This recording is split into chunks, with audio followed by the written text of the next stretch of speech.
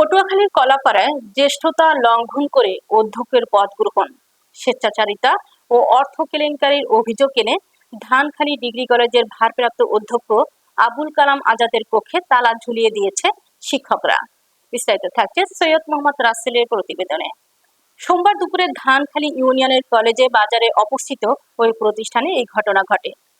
এ ঘটনার পরপরই সাংবাদিক সম্মেলন করে শিক্ষকরা। এ সময় লিখিত বক্তব্যে ওই কলেজের জ্যেষ্ঠ শিক্ষক মাসুম বিল্লাহ সহ অন্যান্য শিক্ষকরা অভিযোগ করে বলেন, আবুল কালাম আজাদ সিনিয়র হিসেবে সপ্তম স্থানে থেকেও শিক্ষা মন্ত্রণালয়ের পরিপত্র লঙ্ঘনের পাশাপাশি মব সৃষ্টি করে এবং সিনিয়র শিক্ষকদের মামলার ভয় দেখে গত বছরের 30শে জুন ভারপ্রাপ্ত অধ্যক্ষের পদ কেড়ে নেন। তার পদে অধিষ্ঠিত হওয়ার পরে শিক্ষকদের সঙ্গে অসৌজন্যমূলক আচরণ সহ কলেজের অর্থ আত্মসাৎ করেন। শিক্ষকরা বিষয়টি ঊর্ধ্বতন কর্তৃপক্ষকে অবহিত করার পরেও প্রতিকার না পেয়ে অধ্যক্ষের কক্ষে তালা ঝুলাতে বাধ্য হন। তবে সকল অভিযোগ অস্বীকারের পাশাপাশি শিক্ষকরা অনধিকার চর্চা করেছেন বলে জানিয়েছেন অধ্যক্ষ আবুল কালাম আজাদ। বিষয়টি সমাধানে কার্যকরী পদক্ষেপ নেওয়া হচ্ছে বলে জানিয়েছেন ভারপ্রাপ্ত উপজেলা নির্বাহী কর্মকর্তা ইয়াসিন সাদেক। অনৈতিকভাবে তাকে আমাকে জোর করে তারা সরিয়ে দিয়েছে এবং ওখানে তারা রুমকে তালাবদ্ধ করছে এবং প্রিন্সিপালের যে নেম প্লেট সেটাও সরিয়ে ফেলছে। এটা অনধিকার চর্চা করছে এবং প্রশাসনিক তারা বিশৃঙ্খলা সৃষ্টি করছে। আমি এর সুষ্ঠু তদন্ত এবং সুষ্ঠু সমাধানে চাই এবং এরা যেন এরকম সামনে কোনো করতে না পারে এবং ভবিষ্যতে প্রতিষ্ঠান সুন্দরভাবে পরিচালিত হয় সেই আশা ব্যক্ত করতেছি।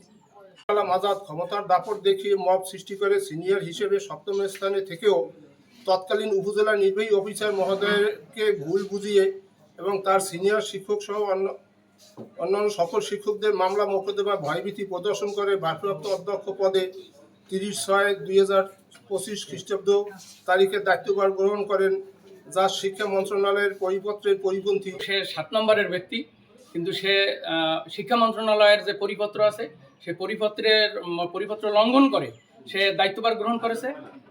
এই প্রায় 8-9 মাস পর্যন্তই সে দায়িত্বভার গ্রহণ করেছে, কিন্তু দায়িত্বভার গ্রহণ করার পরে সে কলেজের কোনো ক্যাশ মেনটেন করে না। ক্যাশ খাতা সে ক্যাশে কোনো ক্যাশ মানে নগদ অর্থ লেখে না।